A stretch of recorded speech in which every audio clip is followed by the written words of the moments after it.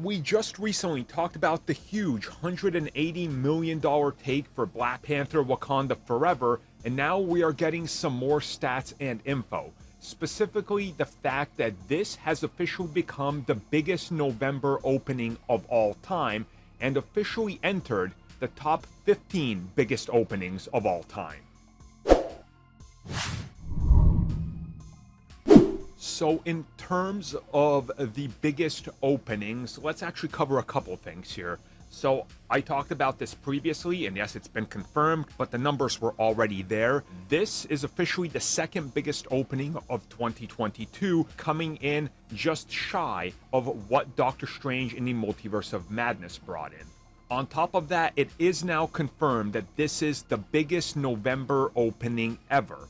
And a lot of people are honestly quite shocked by this, because they're remembering a lot of Disney animated films that come out around Thanksgiving and things like that.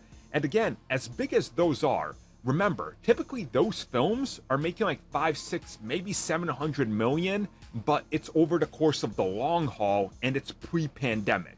So this was officially confirmed to be the biggest November opening, the second biggest of 2022, and now it's officially been confirmed to be number 13 in the top 15 biggest openings ever.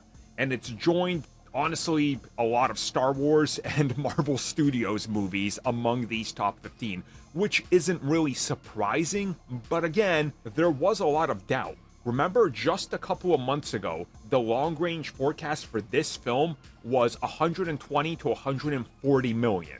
And everybody was scoffing at that, going, that's way too low. Like, what were they even looking at? But again, the marketing wasn't really there yet, and there were still a lot of things that were uncertain. Like, we didn't even know if Namor was the villain or anything months ago. So again, it was a different time, so we could see why this film jumped up and started to do what it's doing.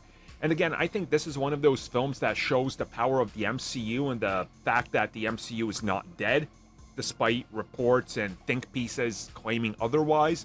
Again, I've been hit and miss personally on Marvel's Phase 4. I've criticized plenty of their problems, especially Thor: Love and Thunder. I always get a lot for that, because apparently you're not allowed to not like that movie for some reason, I guess. I don't know. Either way, though, it's been an up and down ride. I could see why some people were thinking that that could affect this. And make no mistake, that did affect this. There is a certain amount of people, I personally know 2 people, that went and saw most MCU films that after Thor: Love and Thunder did not show up on opening weekend to see this. So I think there is a factor that did hinder this from doing even better. But again, we'll talk about that more as the weeks continue to go by and we see what happens over the course of the next 2 to 3 weekends.